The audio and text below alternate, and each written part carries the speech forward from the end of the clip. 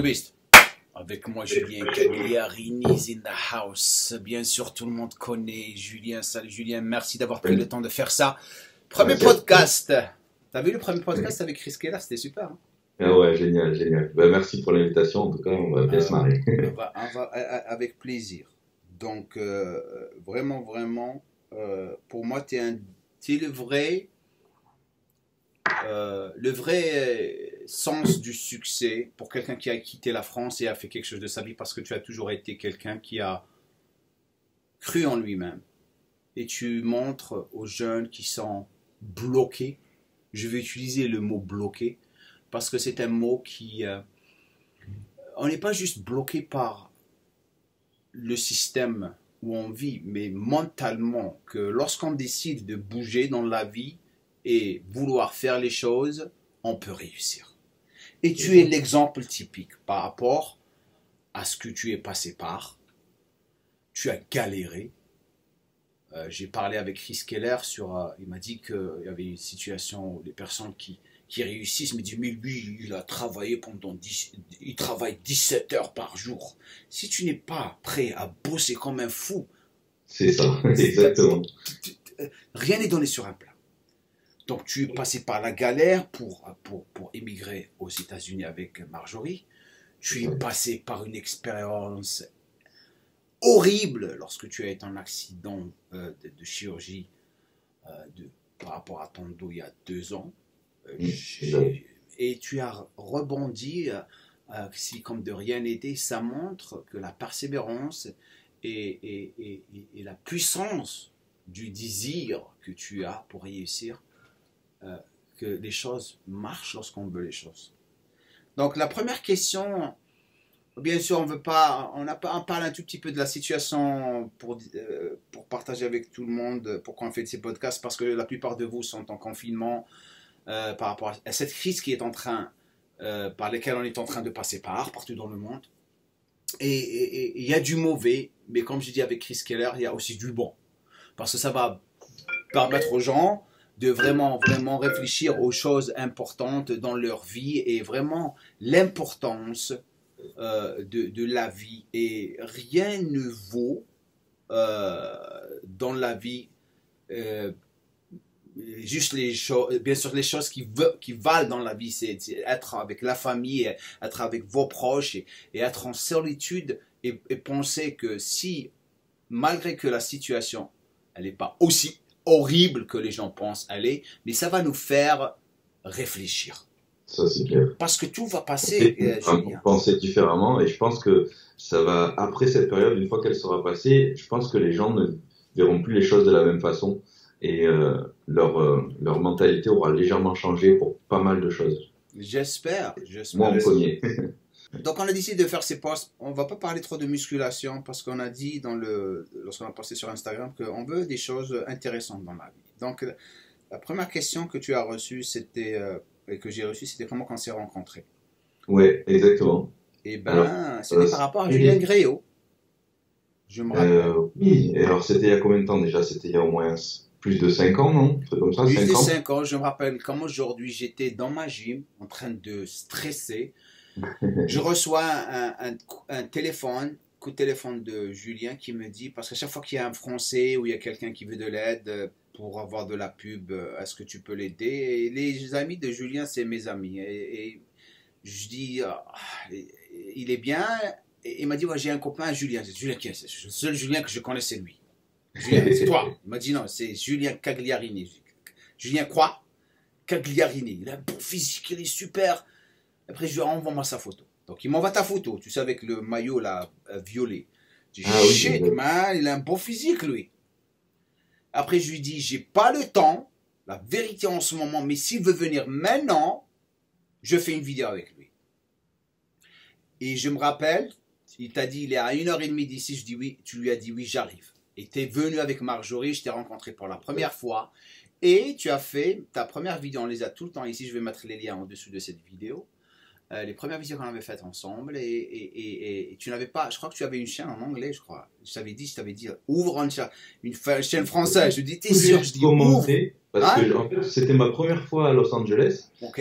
Je commençais, tu sais, je faisais Musclemania à l'époque dans Ouais, la catégorie muscle modèle, tu sais. ouais. Et du coup, je me préparais. Je sais pas si je venais juste de concourir ou un truc comme ça à Las Vegas, il me Je semble, pour. crois que tu venais tout juste de finir un show. Je venais toujours de finir un show à Las Parce que tu étais en Vegas. super shape, tu étais en bon forme, ouais. Et on avait enchaîné du coup sur Los Angeles parce que ben, nous c'était voilà mon rêve c'était de venir au Gold Gym voir un petit peu comment c'était comme tout bodybuilder qui rêve de venir au Gold Gym et du coup c'est là que j'ai rencontré Julien Gréau et tout ça et puis que du coup voilà ça s'est passé comme ça et effectivement on est venu avec Marjorie dans ta salle et puis là ben, on a fait connaissance tout de suite et on a tout de suite bien accroché et c'est là que tu m'as dit aussi il faudrait que tu fasses ta chaîne en français parce que il y a beaucoup de gens que tu pourrais inspirer voilà, par rapport à ton parcours et tout ça. Et c'est vrai qu'à l'époque, j'avais pas le temps du tout. J'avais peur Comme de. moi, tu sais, j'étais comment? On faisait des trucs en anglais, on pouvait pas. Et puis même, j'étais pas du tout à l'aise moi devant une caméra. Mes premières vidéos, d'ailleurs, pour ceux qui veulent les revoir, vous verrez que j'étais pas du tout à l'aise. Et du coup, j'osais pas parler. Et du coup, au début, ça marchait pas trop, tu vois, parce que je faisais que des vidéos d'entraînement, mais je parlais pas, tu vois. Et les gens, j'ai remarqué qu'au final, ça les intéressait pas. Ce qui les intéresse, c'est vraiment l'expérience et tout ça. Et donc, petit à petit, je me suis pris au jeu, quoi. Mais ça a été dur au Ça début. prend du temps, ça prend du temps d'être confortable devant la caméra. Mes premières, j'ai toujours, d'ailleurs j'ai trouvé toutes les vidéos, les premières vidéos de caméra, tu te marres, il faut que je les poste, je vais les poster.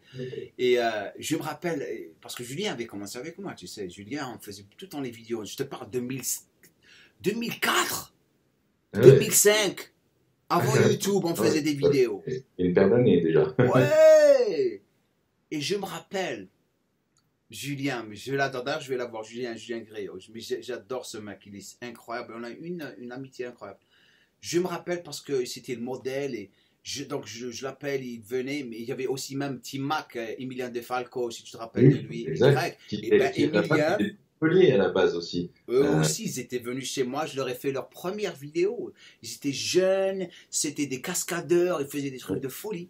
c'est ça. Et je me rappelle comme aujourd'hui, on a commencé à filmer pour des vidéos sur YouTube, lorsque YouTube avait ouvert, il venait tout juste d'ouvrir.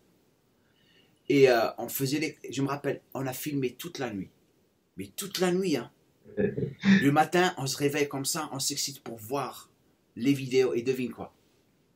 On a oublié de mettre le son. Oh, ça c'est vraiment l'échec.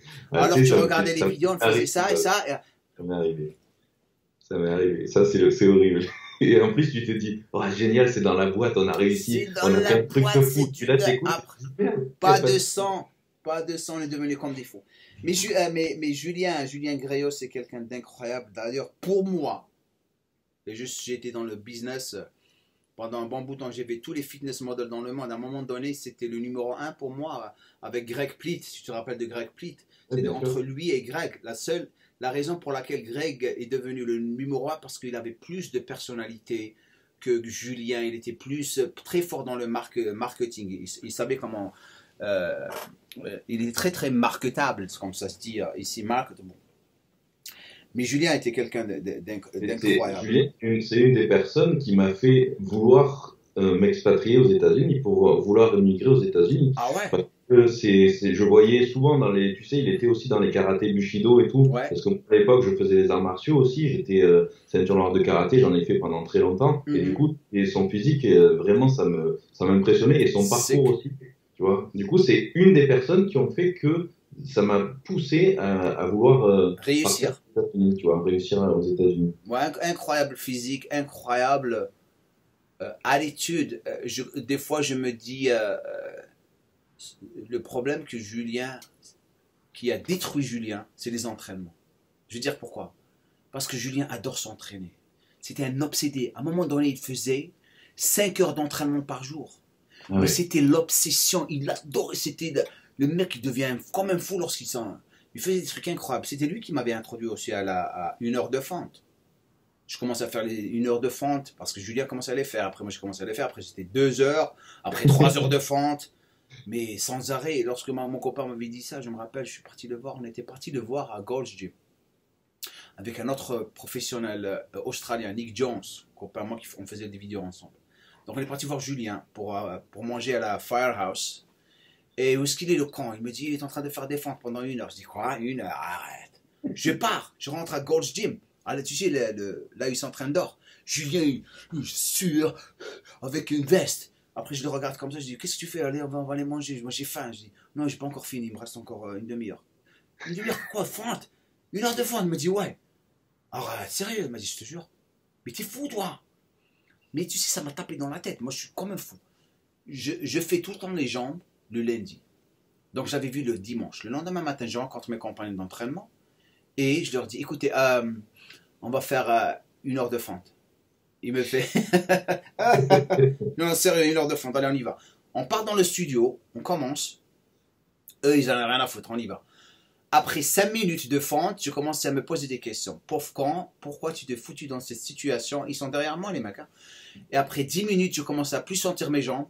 Après 15 minutes, je commençais à dire what the f... Mais tu sais, c'est le the pride, man. Comment on dit pride en français déjà? C'est comment ça? Le pride. Comment on dit pride en anglais, en français? Enfin. Et après 20 minutes, c'était un miracle. Je commence à plus sentir, mais je me suis ouvert. Après 1 heure, lorsque je me suis pas assis sur les toilettes pendant 1 semaine. J'arrivais pas à m'asseoir sur les toilettes. Mais c'était les sensations les plus incroyables. Je l'appelle comme ça, je lui dis, mais pauvre quand t'es fou, mais c'était incroyable. Il m'a dit, je sais. Et après, il me fait, tu sais ce que tu peux faire, Diamo? Tu prends une barre, tu mets juste 20 kilos de chaque côté de squat et tu fais 20 répétitions. Après, tu te reposes, 20 répétitions, tu te reposes pendant 1 heure. Je dis, fuck off, man. Ouais, mais il a pas Je dis, tort. fuck En plus, off, man. Je risque moins de fais te rien. Je blesser. dis, 1 heure de fente, c'est déjà trop. Mais je suis super. Non, non, il faisait 20 répétitions avec, après, de la corde à sauter pendant Ah oui, 5 d'accord. minutes. Ouais. Mais il est fou, le mec. C'est un fou. Et après, à côté de ça, de nos jours, il y en a qui vont avoir peur d'être en surentraînement en faisant juste quelques petites séries d'un côté de l'autre. Ah, mais je vais pas risquer le surentraînement comme ça. Tu Va sais, voir les va voir personnes, Julien. les personnes qui pensent au surentraînement, c'est que ils n'ont pas d'intensité. C'est ça. Ils connaissent pas le vrai sens de l'intensité parce que surentraînement, fenêtre anabolique, PPL, ils entendent des choses, cétogène, jeûne intermittent, ils entendent des choses et après ils commencent à suivre sans vraiment découvrir le vrai sens des choses qu'ils sont en train de faire. Pourquoi tu es en train de faire ça? Il ne faut pas juste suivre. Donc c'est comme ça que je t'ai rencontré. Et, maintenant, tu as plus de 100 000, tu viens juste d'atteindre les 100 000 abonnés. Tu as une audience qui est très, très faithful to you. Faithful, qui est très... C'est j'arrive ça. pas. Qui est remerciable, je sais pas comment dire. Non, faithful, c'est fidèle. Fidèle. Qui est très, Ouais. on a perdu mon autre français. Qui est très, très fidèle à toi, comme les miens, bien sûr. Ouais, c'est vrai. Et tu fais ton style de vidéo et vlog, j'adore. Tu es à Miami, il faut que je vienne te voir. Ah, ben, j'espère. Moi, j'espère, Il faut. moi aussi. Il faut que je ramène ma petite et ma femme, elle Là, adorera aussi. pour l'instant, on peut pas. On Mais... peut pas, on est confiné, mais pas comme en France, c'est la folie là-bas. Mais donc, on continue avec les questions. Donc, quelle est la première question? Dis-moi les autres. Mais c'est comme ça qu'on s'est rencontrés. Donc, prochaine question, le Vas-y, tabou des stéroïdes. Enfin, il faut que je parle de. Moi, je suis quelqu'un qui est très très confortable et tu le sais comment. Que les stéroïdes, ils ont toujours existé avant les compétitions dans le bodybuilding. Apparemment, d'après ce qu'ils disent, c'est que les Russes avaient commencé avec l'utilisation des stéroïdes dans les Jeux Olympiques. Éventuellement, ça a commencé avec les culturistes et ça a été transmis par les Allemands et Arnold. C'est pour ça que Arnold, apparemment, d'après ce qu'ils disent, la raison pour laquelle Arnold était aussi énorme à l'âge de 17 ans, c'est par rapport aux stéroïdes qu'il prenait. Mais il y a une chose que les gens n'arrivent pas à comprendre, c'est que stéroïdes ou pas stéroïdes, un physique restera tout le temps un physique basé sur la génétique de la personne. Et aussi sur le travail de cette personne. Parce que si les stéroïdes n'existaient pas, on ne les avait pas dans le domaine de la musculation, les personnes qui sont en train de gagneront toujours avec un physique qui ne va pas être aussi énorme parce que les gens vont les voir, ils vont dire waouh, Ça, c'est un physique, mais il sera limité par rapport à la Ouais, grosseur et à la dureté et au conditionnement qu'ils ont. Parce que les gens ne sauront jamais le look de ce physique s'il y avait des stéroïdes. Mais malgré ça, je suis sûr que la plupart des personnes vont dénigrer ce physique, même si on n'avait pas de stéroïdes, par rapport à l'attention que cette personne va avoir des autres personnes. En tant qu'être humain, la plupart des êtres humains, ils ont cette maladie de jalousie. Parce qu'ils n'ont pas de l'attention, ils ont un problème d'image. c'est ça. Donc, ils vont rabaisser cette personne et parler sur elle, que ce soit stéroïde ou autre chose. Même dans le domaine de succès, que tu sois entrepreneur, footballeur ou sportif, quelqu'un va rager sur toi parce qu'il a un problème d'image. Donc, si on ne veut pas sortir du sujet, bien sûr, c'est les stéros ou pas stéros. Je ne crois pas que c'est tabou parce que c'est partout. Le mot le plus utilisé dans le French Fit Game, c'est chargé. C'est Dès que ça. les gens... C'est pas tabou, c'est juste illégal. Donc, de toute façon, de par ça, pourquoi ne arrêter de continuer à tout le temps en parler sans arrêt, alors que, par exemple, quand c'est les Jeux Olympiques, on va pas, quand on interviewe le vainqueur, on va pas lui parler tout de suite de ça, tu vois. Alors que pourtant, dans tous les sports, il y en a. Et de le bodybuilding, étant donné que c'est physique, C'est physique parce de que ouais, ça se le voit premier plus. truc qu'on va te sortir, ça va être ça uniquement et pas te parler de tout le travail qu'il va y avoir derrière, de la diète que tu as dû subir pendant plusieurs mois, parce que les gens qui n'ont jamais fait de réelle compétition ne peuvent pas se rendre compte ce que c'est une vraie diète de compétition et des vrais entraînements de compétition. C'est pas juste des petites sèches ou des petites pertes de poids. Là, on parle de diète de compète. Et les gens qui n'ont pas fait de réelle compète de bodybuilding ne savent pas ce que c'est de se mettre là-dedans. C'est vraiment... Et tu sais, les personnes, ils ne seront jamais capables de le faire parce que c'est pas quelque chose qui va les intéresser par rapport à ce qu'ils veulent faire. Chacun a un désir de faire une chose dans la vie. Revenons aux Jeux Olympiques. Tu sais pourquoi le bodybuilding n'a jamais été accepté dans les Jeux Olympiques, malgré que Ben Wader avait essayé plusieurs fois de l'avoir? C'est parce que les Jeux Olympiques, c'est les Jeux les plus corrompus, spécialement l'athlétisme. L'athlétisme, c'est là où c'est la plus grande corruption de fric. La plupart des athlètes dans l'athlétisme sont dopés. Mais c'est question d'argent. Mhm. Moi, Ben Johnson, si tu te rappelles de lui qui a gagné les 100 mètres, tu sais, moi, il me fait de la peine. Pourquoi? Parce qu'il a été victime, parce que tous les 10, sauf le Brésilien, qui était le dernier, n'étaient pas dopés. Tous les autres étaient dopés. Tous! Même Carl Lewis. Et Ils ne c'est se comme sont si on pas allait... juste fait attraper parce qu'ils étaient protégés par leurs sponsors. Et Carl Lewis, je me rappelle, vous pouvez chercher ce documentaire. Coca-Cola avait mis 200 millions de dollars dans les Jeux Olympiques. Ah ouais, quand même. Et il était leur Golden Boy. Si vous le touchez, on va enlever le fric. Et tout d'un coup, apparemment, le lab, là où ils avaient les tests de sang et d'urine, a brûlé la nuit d'avant. Quand ils Comme ont par hasard. essayé de faire les tests. C'est clair. Donc, Ben Johnson était la victime de tout ce qui s'est passé. Il fait juste prise, c'est tout. Hein. Donc, j'ai vu un comédien qui avait parlé de ça, c'était vraiment marrant parce que ça reste la même chose. Un athlète, c'est un athlète, qu'il soit dopé ou pas dopé. Parce qu'à la fin de la journée, tout le monde se dope, donc ils sont obligés de se doper. La seule personne que j'ai trouvé qu'il était pas logique de vraiment dire que oui, maintenant je suis dopé, je le regrette. C'est Lance Armstrong avec le cyclisme. Ça, c'est le sport des plus grands dopés dans le monde. Parce que c'est le dopage par hypo, tu sais, c'est le changement de sang. Et ça, c'est, je te rappelle, parce que si tu fais une faute, tu peux mourir. Ah oui, Et c'est ça. tu peux chercher sur Google. Oui, Il c'est y ça. avait l'équipe de, je crois que l'équipe de Hollande, tous morts, 6 ou 7 cyclistes, parce qu'ils ont fait une faute. Dopage, ils sont pas bien calculés, ils sont tous morts. D'ailleurs, ils doivent pédaler, je crois, pendant toute la nuit, il me semble, chez eux Et après pour aller dans le truc et changer le sang et repartir. C'est la sinon ils peuvent folie. mourir et tout ça, c'est un truc de fou, quoi. Donc, Lance Armstrong, il avait monté toutes ces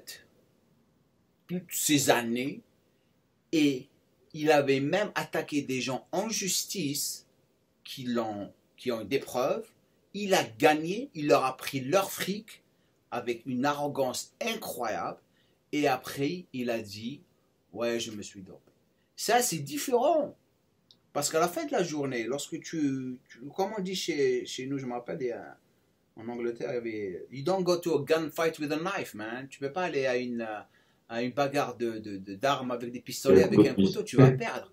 Mais c'était au bodybuilding, on ne trichait pas. Tout le monde savait que les culturistes se dopaient. Maintenant, qui blâmait? Les organisateurs des shows. Qui blâmait? C'est les waders. Les waders se faisaient un argent fou sur les culturistes en ne prenant pas en considération leur santé. Parce qu'à la fin de la journée, il fallait avoir des culturistes énormes. Le plus vous prenez, à un moment donné, il y avait même Wader, il avait un docteur à Santa Monica, ils envoyaient les athlètes là-bas pour leur donner les ordonnances. Donc pour lui, est-ce que c'était de l'égoïsme? Oui et non.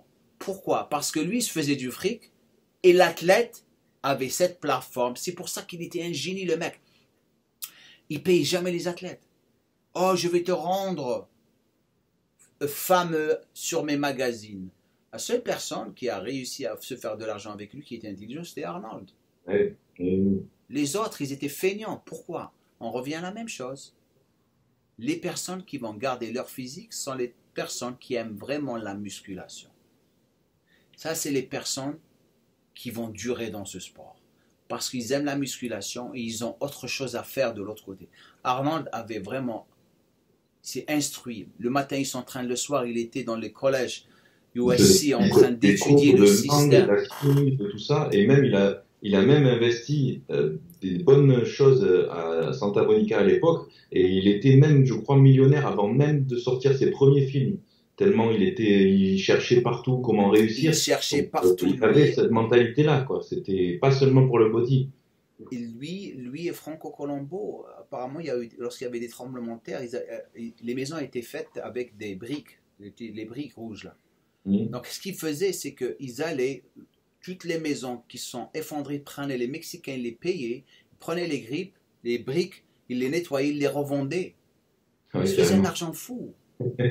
C'est pour ça que maintenant, les maisons à Los Angeles, elles ne sont pas en briques, parce que les gens risquent de mourir, c'est un truc en bois. Comme ça, lorsqu'il y a un tremblement de terre, tu ne vas pas te mourir sous ta maison. Tu as moins de chances. Ouais. Et c'est ça. Donc, stéro ou pas stéro, pour les personnes qui sont en train de regarder en ce moment, c'est que le problème qu'on a maintenant, c'est ces jeunes qui sont en train de croire que ce qui va les rendre fameux et avoir un physique et avoir de l'argent, c'est s'injecter sans vraiment découvrir pourquoi tu dois faire ce que tu es en train de faire. J'ai rencontré un jeune à Honor. Il était venu me voir. Je me rappelle, il était un jeune comme ça en train de me parler à Honor. Et ça fait 2 ans. Et je le revois cette année. Le même personne, il est stéroïdé comme pas possible. Il arrive comme ça, parce que je me rappelle, il voulait venir aux États-Unis avec sa maman. Mais horrible. Je regarde comme ça, mais je dis, ah salut, ça va. Donc, déjà, tu as vu l'attitude du mec qui change. Au début, il n'était pas stéroïdé, il était comme ça. Maintenant, quelques injections. La confiance qui est exagérée. La confiance exagérée et tout. Je lui dis, mais pourquoi tu as fait ça? Il me dit, quoi? Tu ne me prends pas pour un con. Est-ce que je suis né hier? Il a commencé à rigoler. Je dis, fais attention à toi. Oh, ouais. Mais tu vois, les androgènes qu'il avait pris, sa nuque comme ça, sa peau. Et ces personnes, ils ne connaissent pas la valeur du travail dur. Je me suis entraîné pendant 7 ans avant de vraiment penser à prendre des stéroïdes. C'était une décision, je savais très bien où est-ce que j'allais. 7 ans. Les gens à 1 an, 2 ans d'entraînement, ils ne savent même pas pourquoi ils doivent faire ça. Et c'est ça la tristesse. C'est ça, et surtout, il faut leur demander pourquoi, quel est le but là-dedans. Est-ce que tu es pro? Est-ce que c'est ton travail? C'est Est-ce que Instagram, tout le tu monde veut être travailles? validé. J'ai déjà parlé avec ça avec Chris. Tout le monde veut avoir des likes et des j'aime parce qu'ils veulent être validés. Le média social est en train de détruire, enfin ça a détruit, spécialement les femmes, c'est encore pire. La compétition, tout le monde veut compétir avec l'autre personne. Combien de j'aime, combien de commentaires, combien de je dois avoir parce que je dois exister et dire oh j'ai une opinion ici.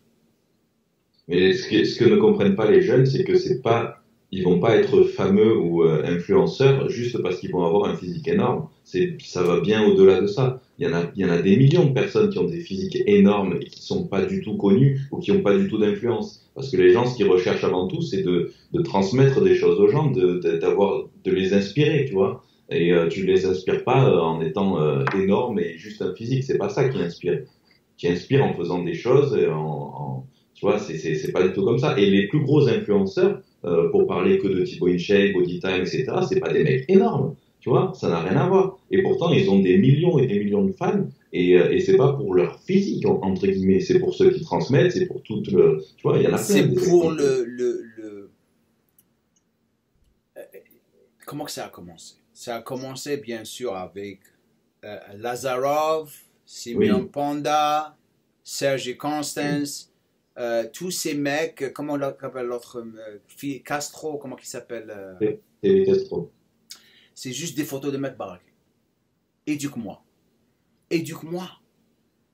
Ça a commencé maintenant. Maintenant, si tu vas sur les chaînes de ces mecs, parce que toute l'année c'est stéroïdé, à part Simeon Panda, il l'a capté, il éduque lui, il a commencé à faire des vidéos. Depuis pas longtemps, si tu regardes bien, tu vois que sa chaîne, il commence à éduquer les gens depuis plusieurs mois, mais ça fait pas très très longtemps. Mais c'est que lui, les autres le font pas. Voilà. C'est que lui, les autres, tu vas sur leur chaîne, tu vas sur leur Instagram. Donc Ils ont personne. 2 millions, 4 millions. Regarde les commentaires, 20. Les gens, au début, tu vas m'inspirer avec une photo, avec ton plat, avec ta pose et tout. Mais avec le temps, Tu regardes Lazar Angelov, sa chaîne, il a quasiment pas de vues et ni de commentaires, alors que pourtant sur Instagram et tout ça, il a des millions et des millions de followers. mais Tu vois? regarde même les commentaires. Au début, il avait beaucoup de commentaires. Maintenant, personne. Parce que c'est toujours la même chose. Et les gens, au début, c'est comme si tu m'excites. Oh, du chocolat pour la première fois. Oh, tout d'un coup, je te fous du chocolat, du tablette. C'est Après, comme c'est ça. bon, t'en peux plus. Et T'es les gavé, gens, t'es gavé. voilà. Et les gens n'arrivent pas à comprendre que l'éducation, même les compagnies qui veulent sponsoriser maintenant, ils se sont rendus compte que les profils avec beaucoup de millions ne servent à rien. Ils investissent pas ça. Maintenant, ça revient, tu sais, ça tourne. L'éducation, inspire-moi, Même donne-moi. les compagnies que bah, nous on a la même sponsor, hein, Ouais. le même sponsor Prozis. Hmm. Il y a beaucoup de personnes qui m'ont dit le jour où j'ai dit que j'arrêtais la compétition, oh mais tu vas perdre tous tes sponsors et tout ça, comment tu vas faire? J'ai dit non non, au contraire. Que ce soit Prozis ou les autres sponsors, ça leur plaît pas les compétitions. Ils C'est aiment pas pas ce qui leur plaît. ça. Ils n'aiment pas ça. Pas du tout. Ce qu'ils aiment, c'est que on inspire des gens par rapport à notre parcours, par rapport à qu'on éduque les gens, etc. Mais c'est pas les compétitions du tout, et même au contraire. Donc tous ceux qui pensent qu'ils vont aller se charger pour faire des compétitions parce qu'ils vont peut-être avoir des sponsors, non, non, non, c'est totalement faux. C'est pas comme ça que vous allez attirer des sponsors, pas du tout, du tout. Le- Lorsqu'on fait des vidéos, en ce qui me concerne, il y a un but derrière chaque vidéo. Il y a un message derrière chaque vidéo. Je fais une vidéo, j'ai 30 000 ou 40 000 vues, j'ai 2 000 à 2005, des fois 3 000 j'aime. Ça me montre la valeur du travail que je fais par rapport aux personnes et les commentaires que j'ai au-dessous de la vidéo, parce que je sais que c'est plus qualité que quantité. Des fois, tu vois une vidéo, elle a 500 000 vues, 600 000 vues, les gens qui regardent, ils regardent même, ils n'ont rien à foutre. Ils n'ont pas pris le temps de regarder la vidéo parce que c'est de la merde. Il n'y a pas de bon contenu. Et c'est super pour nous maintenant. Pourquoi? Parce que lorsque tu vois le French Fit Game, en quelque sorte, il n'y a pas beaucoup de personnes qui font beaucoup de choses qui sont intéressantes. Tu as Thibaut, c'est un divertissement, inspiration. body time, tu as inspiration, style de vie, éducation un tout petit peu, mais ils ont trouvé leur niche. Tu as toi, tu fais, j'aime ce que tu fais, c'est pas parce que tu es avec moi. Tu as Enzo, méthodique, toujours la même chose. Il est content de faire les choses comment qu'il les fait. Nassim, je trouve intéressant, pédagogique. C'est tout, je ne vois pas autre personne. Il y a un BK coach que je vais avoir ici, quelqu'un d'intelligent, personne n'aille le voir. C'est très rare. Qui encore? Je vois, qui tu peux me dire? Eusan, il a trouvé sa niche, compétition. C'est ce qu'il fait. Lui, il est en train de changer le monde de musculation. Il le fait seul avec ses athlètes. Son concept très très original. J'aime bien ce qu'il fait. Il motive les gens. Il éduque les gens. Et c'est ça son style. À part ça, qui tu vois là-bas en train de faire des choses? Tu me dis, hein? Oui, il n'y a pas énormément de monde, hein, ça c'est clair. Hein, c'est clair. Il n'y a pas beaucoup de monde. Il n'y a pas beaucoup de monde. Je ne vois pas beaucoup de personnes. Hein? Non, c'est vrai, c'est vrai. Et ça, c'est une super bonne occasion pour nous de vraiment, vraiment, parce que le business explose en France maintenant. La fitness industry, c'est dans les premiers stages. C'est pour ça que moi j'insiste sur l'éducation, sur les séminaires, développer, ouvrir mon école, mon académie que je viens tout juste d'ouvrir, celle des hommes, je lance celle des femmes dans pas longtemps, toi avec tes programmes et ton organisation. Moi j'adore éduquer. Moi j'ai trouvé, ça m'a pris du temps pour trouver mon style. Tu as ton style aussi. Mais j'adore éduquer, j'aime être sur mon tableau et sortir, aller dans la gym, revenir dans mon tableau. Et c'est comme ça qu'on trouve les choses qui vont nous permettre de vraiment inspirer les gens. Tu le fais par rapport à tes compétitions, avec des photos de temps en temps. Je mets les TBT, le bon vieux temps, parce qu'il y a des personnes qui adorent la musique. Il y a un pourcentage qui aime bien voir ce que tu as fait dans le passé. Mais pour moi, c'est plus intéressant de partager de l'éducation et de temps en temps mettre des photos du bon vieux temps que de tout le temps. Moi. J'en ai rien à foutre de toi. Parle des autres gens. Les gens ne veulent pas surtout toi. Ça montre le caractère de la personne. Même les diètes, je ne fais plus de diètes comme je faisais auparavant. Le culturisme en lui-même, à la base, c'est vrai que c'est un sport narcissique. Mais c'est pas pour autant qu'on est focalisé, ou du moins tout le monde doit rester focalisé sur soi-même, sinon on n'évolue pas et c'est pas comme ça qu'on va inspirer les gens et c'est pas comme ça qu'on va justement faire grossir si on a une chaîne YouTube ou qu'on est influenceur, c'est pas en se montrant tout le temps, au bout d'un moment comme tu dis ça gave les gens et ça ne sert à rien quoi. Si on n'a pas quelque chose à apporter c'est ridicule tu vois. Donc, il faut que ce soit small growth, une évolution qui est petite mais qui va durer parce qu'à la fin de la journée tu vas voir, il va y avoir beaucoup de chaînes, il commence déjà à disparaître. T'as commencé quand toi? Il y a combien de temps déjà? Comment ça? T'as commencé quand ta chaîne toi déjà? Il y a longtemps. Ça 2016 j'ai commencé ma chaîne. 2016. 4 2016. ans. Ah ouais. Ça commence. Ça m'a pris 4 ans pour arriver à 440 000. Mais il change. Ça change. Ma chaîne commence à changer. Tu vois ce que je veux dire? Je vois donc je commence à récolter encore plus de nouveaux. C'est pour ça que j'ai arrêté trop les vlogs parce que les vlogs c'est pour mes abonnés qui existent. Je veux éduquer parce que je veux découvrir, je veux faire découvrir le vrai sens de la musculation par rapport à un système que les gens doivent suivre et la rendre plus simple et avec un tout petit peu de divertissement parce que je ne veux pas faire trop le camp parce que tu me connais, moi lorsque je commence à parler j'essaie pas de faire l'acteur. C'est pour ça que les gens ils t'aiment aussi. Ouais, je pense que mais des fois trop, c'est pas bien. Pourquoi? Parce que je sais pas si je t'ai parlé de ça. Lorsque tu fais trop le camp, les gens vont repartir de la vidéo, ils vont oublier les choses les plus importantes, c'est-à-dire l'éducation. Ouais, c'est vrai. Faut avoir Jim Core, tu sais, tu te marres. Donc, je fais, maintenant c'est 80% bien et après une petite blague là ou là. Et les blagues, elles sont pas écrites les blagues. Les blagues, c'est sur le moment. Oui, bien sûr, c'est spontané. Si j'ai bu trop de café, si je bois trop de café, je pète les plombs. Tu me connais. Là, le café, il me fait. Alors, les gens, ils me disent, bois le café, parce qu'on t'adore lorsque tu bois le café. Et c'est pas ça mon but. Comme toi, par exemple, toi, tu peux jamais être moi et moi, je peux jamais être toi, parce que tu as ta façon de vraiment présenter ton contenu et avec ta femme, Marjorie, que j'adore. Vous avez le petit chien qui débarque avec vous, mais vous avez votre style. Et ça, c'est incroyable. Donc, Travail d'équipe, travail d'équipe. travail d'équipe, tu sais.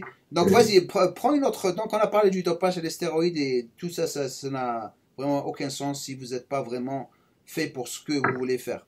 Ça reste un choix à faire pour vous. Donc, prends une autre question et on va la discuter. Alors, il y en a tellement. Est-ce que tu penses que c'est intéressant, celle-là, comment tenir le coup en cette période sans ruiner les efforts à l'année? Qu'est-ce que tu Qu'est-ce que tu penses? en penses? Tenir le coup pendant cette période sans ruiner les efforts à l'année. Alors, il y en a, moi j'ai eu pas mal de personnes qui sont plus body à fond et du coup, eux, ils se disent, ouais, ça sert à rien qu'on fasse du poids de corps, des élastiques et tout ça, ça fera jamais un entraînement, machin, de toute façon on va perdre, etc. Donc ça, pour moi, Des je gens suis qui t'ont dit ça, ah ouais, ouais, je t'assure. Mais moi, je suis pas. C'est plus, tu sais, tous ceux qui sont body pur et dur. Et pourtant, moi, je le suis. Toi aussi, on l'a été, puisqu'on a fait de la compétition à haut niveau, on est pro et tout ça. Mais pour moi, même, tu regardes toutes les études qu'il y a, le fait de faire un petit peu de poids de corps, d'élastique et tout ça, tu vas forcément réduire. De toute façon, la fonte musculaire, c'est obligatoire. il y a une Plus étude la- que Jeff, excuse-moi, il faut que je trouve le lien de cette étude. Ils ont fait une étude sur Jeff Nippard, je l'adore, très Oui, intelligent. exactement. Ils ont fait une étude sur les personnes qui ne sont pas entraînées pendant 3 semaines.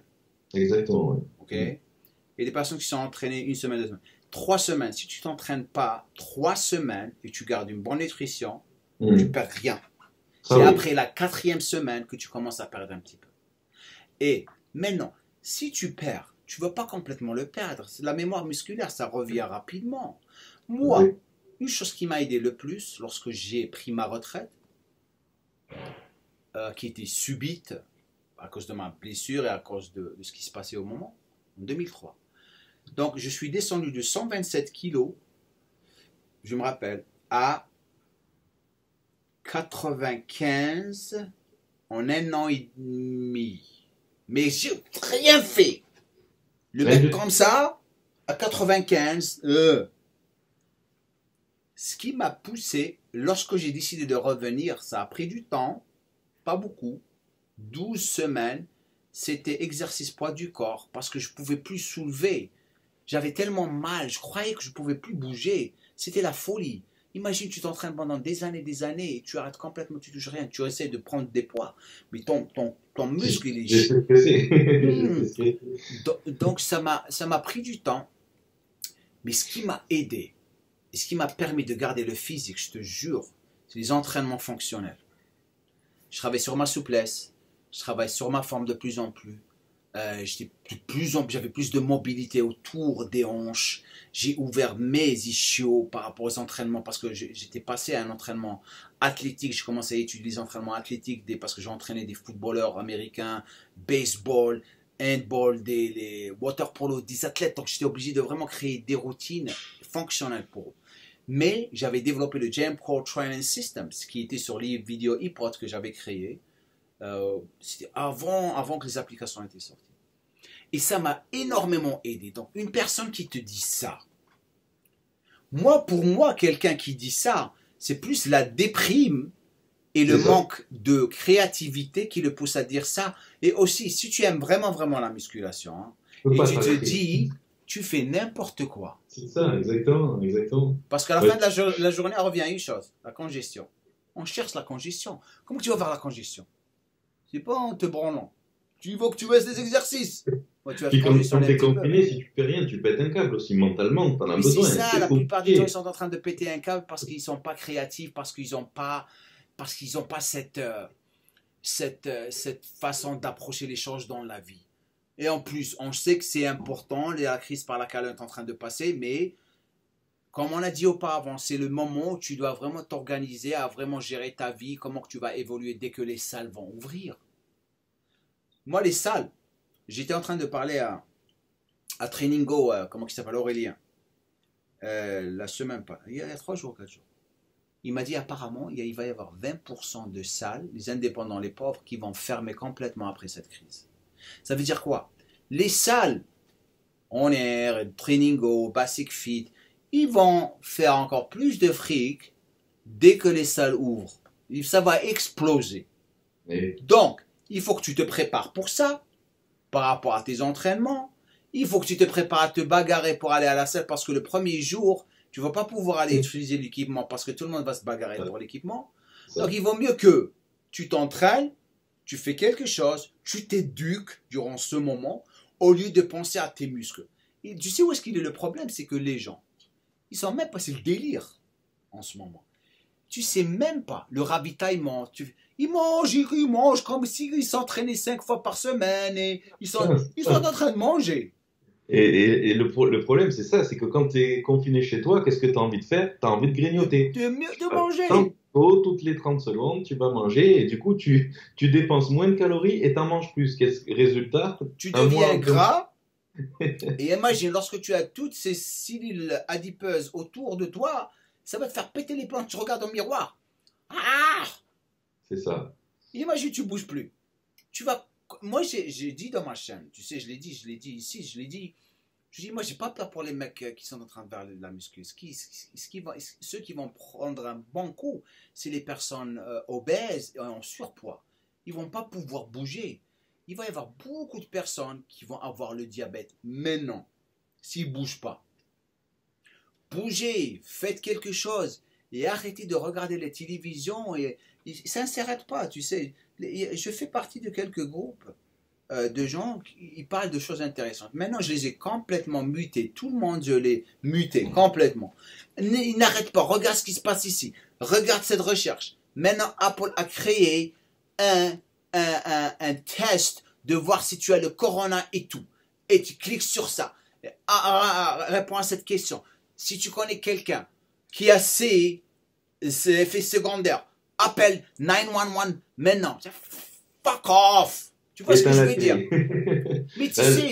Le problème, c'est que là, en plus, dans cette période, on a la télé qui est allumée en permanence, on a les infos qui nous font le moral à zéro et tout ça, et du coup, ça te met encore plus dans la déprime, et voilà, il faut vraiment essayer de décrocher de la télévision, ou alors de temps en temps, c'est vrai. J'ai déjà dit, j'ai pas de télévision, j'ai la télévision sur Netflix. Hier, j'ai vu Jackie Chan, je me suis marré comme pas possible. Voilà, ça va de temps en temps, mais justement, de profiter de cette période, peut-être pour se former, c'est ça qui est bien.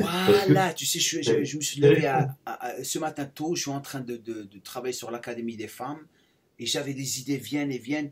Là, je suis en train de connecter avec mon designer. Il faut qu'on se prépare parce que je sais très bien, dès que tout ouvre, c'est là où on va pouvoir vraiment offrir nos programmes aux gens qui sont intéressés et les aider à vraiment revenir rapidement.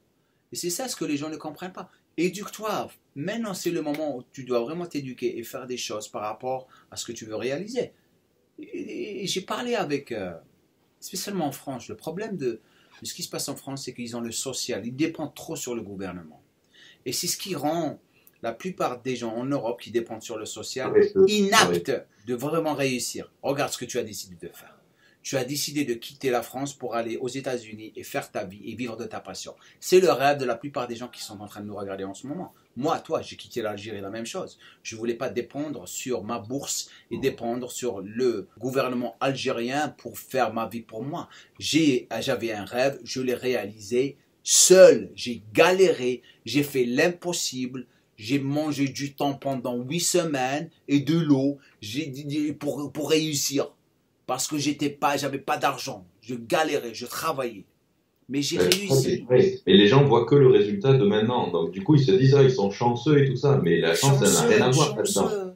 Les gens ne se rendent pas vraiment compte. Moi, ça va faire plus de 8 ans maintenant que je me suis expatrié. Mais avant ces 8 ans-là, ça a été aussi des galères monstrueuses. C'est 15 ans de galère pour en arriver là où on est. C'est plus de 15 ans de galère. Donc les gens pensent qu'à la réussite rapide, comme pour la muscu, comme le muscle rapide, ils pensent à la réussite rapide. Mais c'est loin d'être le cas. Ça nous a pris plusieurs dizaines d'années. Ça prend du temps, frérot. C'est ce que les gens ne comprennent pas.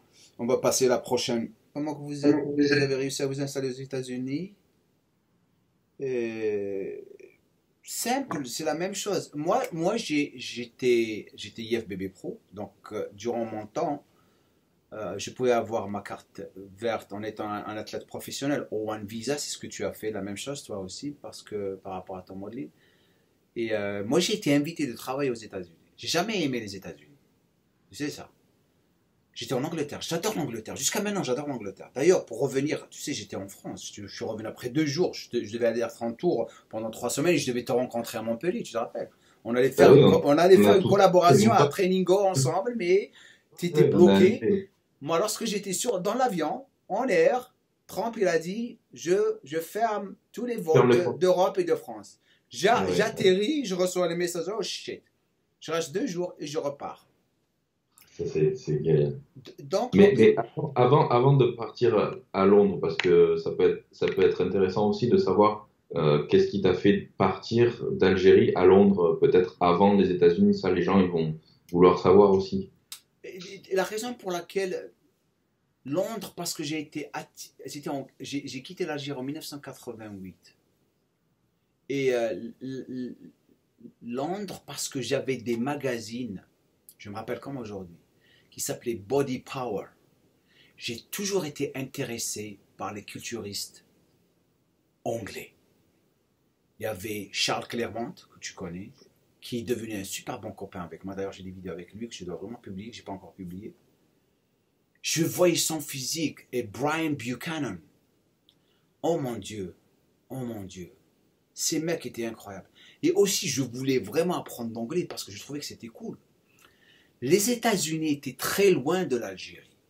Mais durant cette période, la fin des années 80, début 90, il y avait beaucoup d'Algériens qui quittaient l'Algérie pour aller à l'Angleterre parce que c'était facile pour s'installer. La France, oublie. Moi, je ne me suis jamais senti confortable en France, sérieusement. J'aimais pas la France. Lorsque j'allais en France, je sentais cet air qui me rendait inconfortable, malgré que il y avait beaucoup de mes amis qui habitaient là-bas, mais j'ai pas aimé. Je sais pas pourquoi. Et j'ai décidé de quitter. Je me rappelle, j'avais l'équivalent de 30 euros, 40 euros dans mes poches, et j'ai quitté l'Algérie. J'avais 3 jours. Je suis parti le lundi et le retour le jeudi. Durant ces 3 jours, il fallait que je trouve un boulot ou revenir en Algérie et oublier mon rêve de devenir un culturiste professionnel. En 3 jours. En 3 jours. Les 30 euros avaient disparu dans l'hôtel. Je ne parlais pas anglais. Je croyais que je parlais anglais. Yeah, alright. Et jeudi, je ne trouve pas de boulot. Je mangeais 2 barres de chocolat par jour pour survivre. Et je me rappelle, j'avais dépensé 25 euros, je crois, ou 20 euros dans l'hôtel, dans la chambre. Et je voyais les gens comme ça. Tout était nouveau. C'est pas comme en France. Tu parles français, je te retrouve. Je me rappelle comme aujourd'hui, tu sais. J'étais au Hyde Park. Hyde Park, c'est un grand parc à Londres. Il faisait beau. Tout le monde en train de jouer au Hyde Park. Moi en train de marcher avec mon sac. Comme ça. Je n'ai pas trouvé de boulot. Je pouvais pas, j'avais pas cette confiance que j'ai maintenant. Je rentrais, me look for job, non, pas de job, casse-toi. Boum, boum. Et je savais pas, je continuais à j'insistais. Après, je me décourageais. Je partais dans la chambre d'hôtel. Pour rendre l'histoire courte, je me rappelle comme aujourd'hui. Regarde le destin. L'avion pour repartir en Algérie et oublier le rêve. À 5 heures de Heathrow Airport. Ok? Donc, moi, 2h30, j'étais à Hyde Park. Donc, à droite, tu prends le métro directement à l'aéroport et tu te casses chez toi et tu oublies le rêve. Ok? Tu repars, tu fais des études biomédicales, tu deviens un docteur ou tu vas te faire tuer parce que la guerre civile avait commencé 6 mois après, en Algérie. 89, je te parle, 88, 89. Ou tu vas à droite ou tu vas à gauche. Je regarde l'heure, il est 2h. Je dois prendre le train à 2h30 pour être là-bas à 3h30 pour prendre ton vol et tu repars chez toi. Tiens, j'allais à gauche. Donc je pars à gauche, je marche et tout d'un coup je regarde 2 copains à moi du quartier que j'ai pas vu pendant un bon bout de temps. Oh, qu'est-ce que tu fais ici? Ah, je dis, ils m'ont pris, ils m'ont ramené chez eux. C'était le destin. C'était le Et destin. après ils m'ont dit, t'en fais pas parce que tu connaissais tout le monde là-bas. Et j'ai trouvé du boulot et j'ai commencé à Ah ouais. le rêve. Ah ouais. Mais la T'es resté première, combien de temps après, du coup, à Londres? Je suis resté de 88 jusqu'à 2001. Et c'est là que tu as eu ta carte pro. Ouais, ouais, 1999. Donc, après, j'ai commencé à rentrer dans le business dans les entraînements. D'ailleurs, je ne me suis pas entraîné pendant 4 mois au seulement parce que je devais gagner de l'argent. Donc, j'étais plongeur. Plongeur dans les restaurants. Dans un restaurant turc, le mec, t'as vu, tu te rappelles de Kunta Kinte? Tu te rappelles la série d'Alex Haley, Kunta Kinte l'esclave?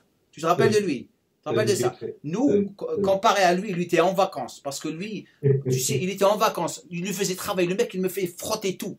Tu sais, mes mains, il a vu mes mains, il a commencé à paniquer. Oh, il m'a dit, non, non, toi, tu fais plus rien. Mes mains, du sang à cause de l'eau de Javel, du sang qui sortait. Et je travaillais parce qu'il fallait que je tenais les coups. Après, il m'a dit, tu vas devenir saladier, toi. Après 3 mois, j'ai vu saladier. Ah, le saladier. Tu fais des salades et tu touches pas à la planche.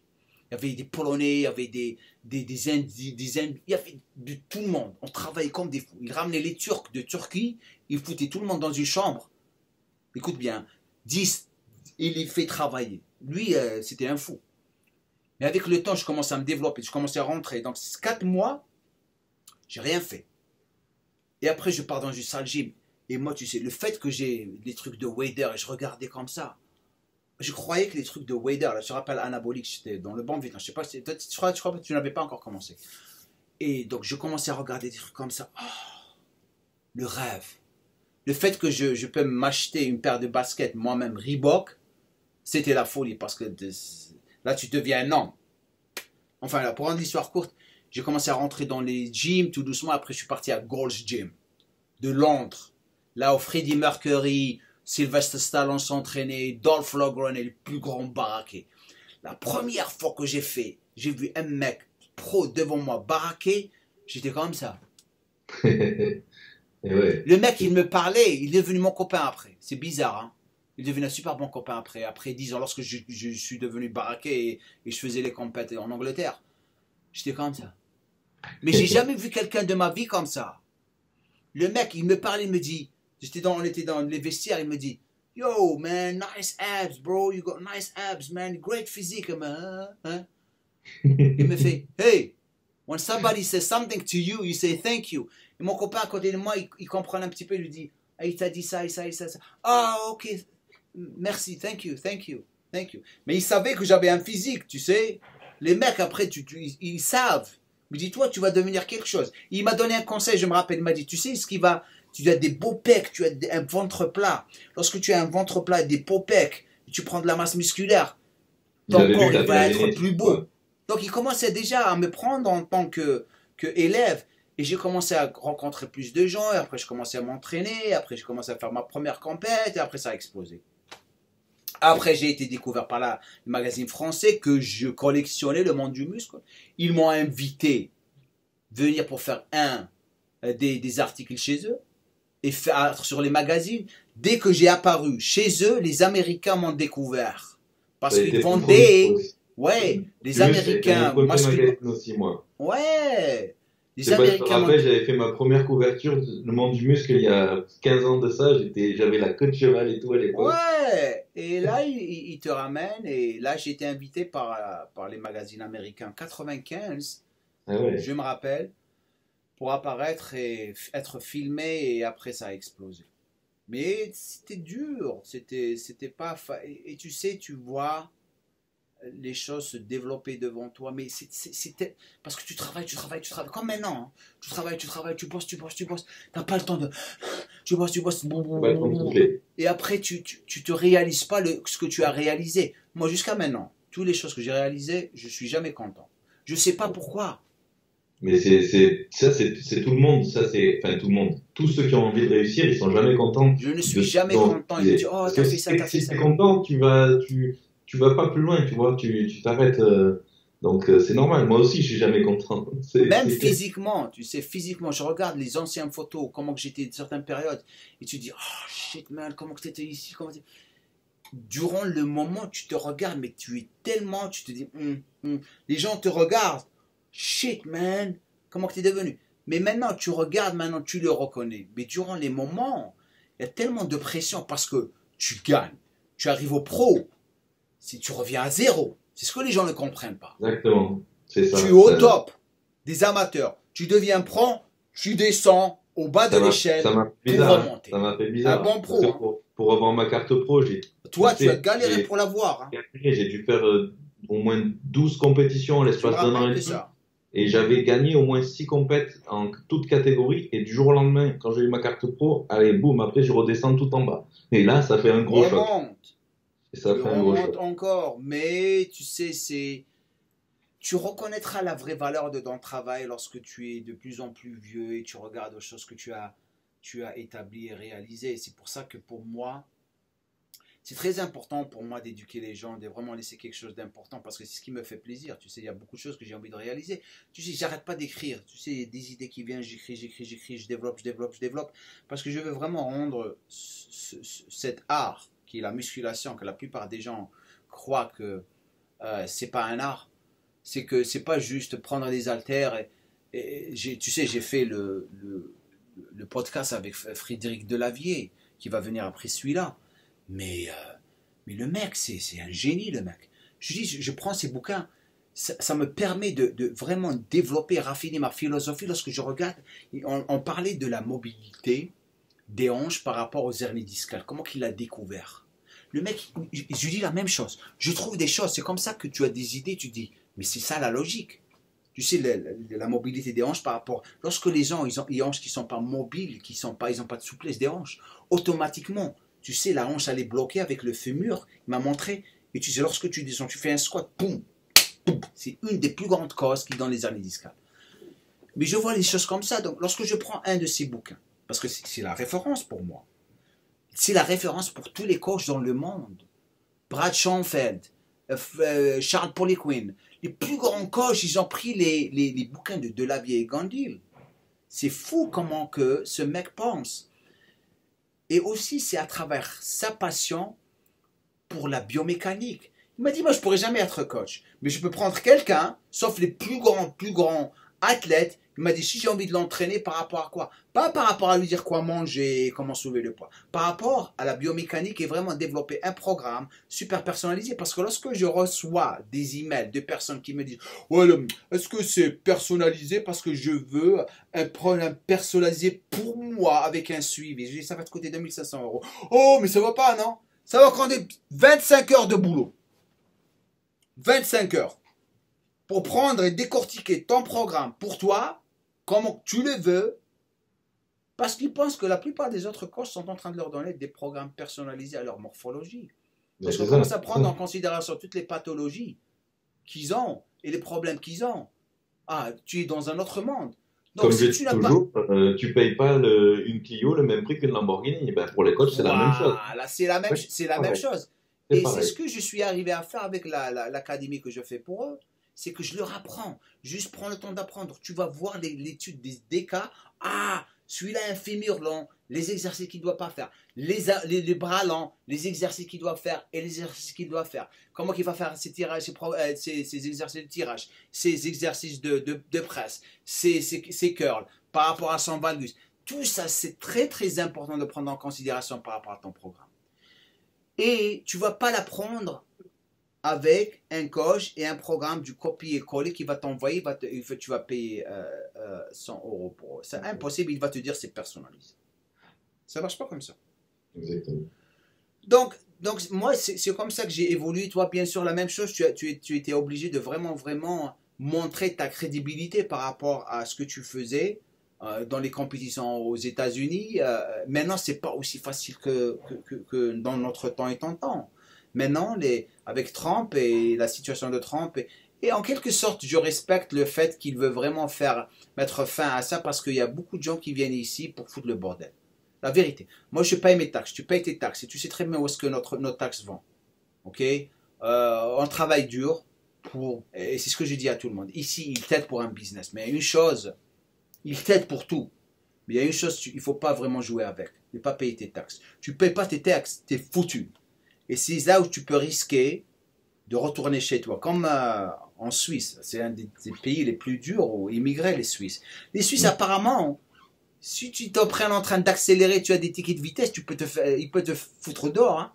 Ah oui, oui, Ils oui. ont des lois. Il y avait quelqu'un qui m'avait dit comment ils vivent en Suisse, mais tu peux pas avoir ta résidence, même si tu l'as la première fois, je crois, c'est un an ou après, c'est pas garanti. Même si tu te maries avec une Suisse, hein, c'est pas te marier et débarquer. Comme en Ben, Angleterre et oui, en France et ici, hein. pour devenir américain, nous, on va pouvoir commencer à appliquer cette année. Mais ça prend un an au moins pour avoir le passeport américain. Et t'imagines, ça fait déjà 8 ans, plus de 8 ans qu'on est là.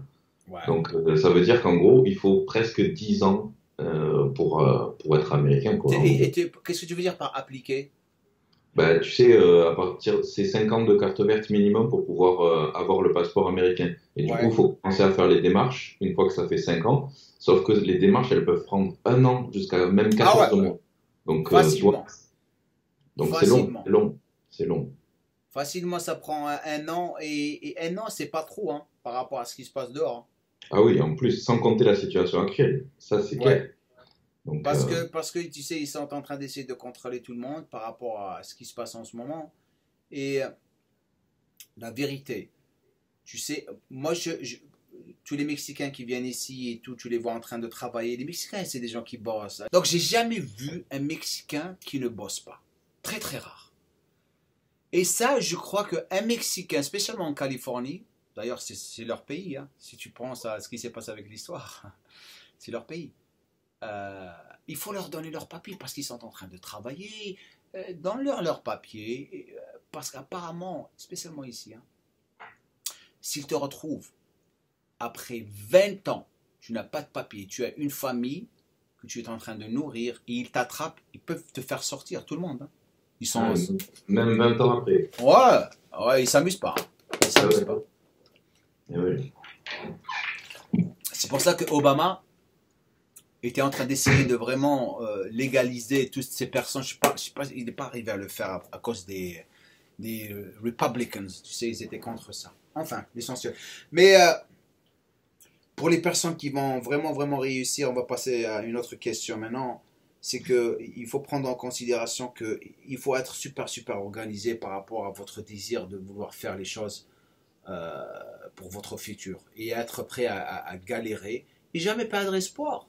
Avoir un plan dans sa tête, mais se dire que même si on a un plan précis, jamais ça va se passer comme ça, qu'il y aura toujours des galères, et que Ça fait même si partie on du a... vrai succès.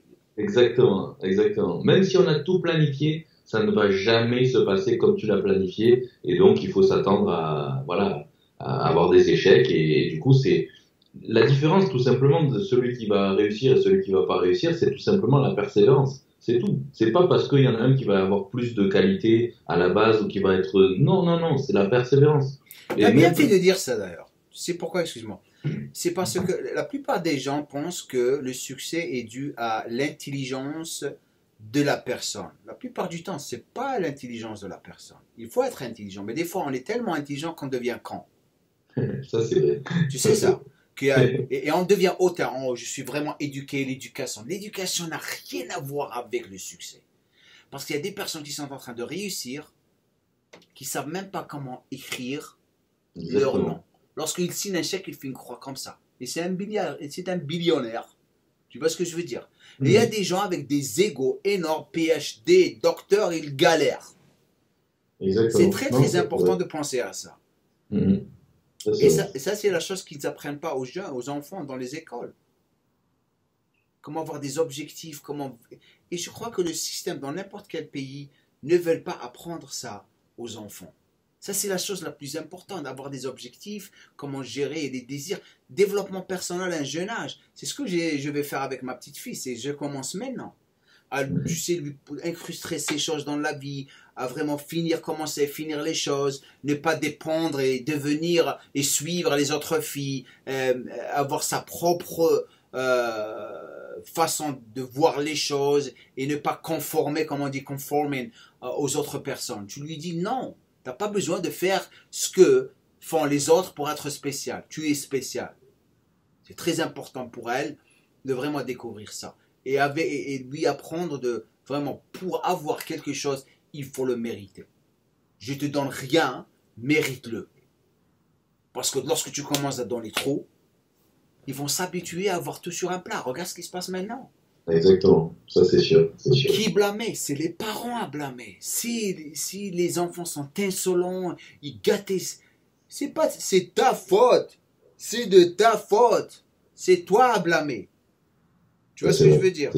C'est grave. Et tu te dis, oh, ces enfants, qu'est-ce que j'ai fait? T'as fait beaucoup de choses mal. C'est pour ça qu'il est devenu ou elle est devenue comme ça.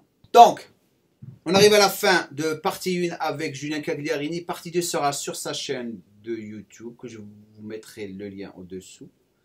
Il va la publier demain. Ok? Et on a choisi de faire ça. Pourquoi? Parce que je voudrais que vous visitiez sa chaîne de YouTube et voir toutes les choses que vous pourrez bénéficier de, en quelque sorte, sa façon d'approcher la musculation, son style de vie. Vous allez rencontrer sa femme Marjorie, vous allez voir ses visites à Miami et comment il passe sa vie là-bas. C'est super. Donc merci beaucoup et on te revoit dans ta chaîne. Laissez-moi un commentaire en bas. Dites-moi ce que vous pensez de ce podcast avec Julien Cagliarini. La prochaine personne que je vais avoir ici, bien sûr, sera Frédéric Delavier. Complètement différent style de podcast. Tu vas adorer Julien. Il est super cool. Est-ce que tu l'as rencontré avec moi aussi? Oui, bien sûr, on était à La Roque. À La Roque, ensemble, oui, l'année passée. C'était super. Donc merci d'avoir pris le temps et on te revoit chez toi. Pour ton invitation.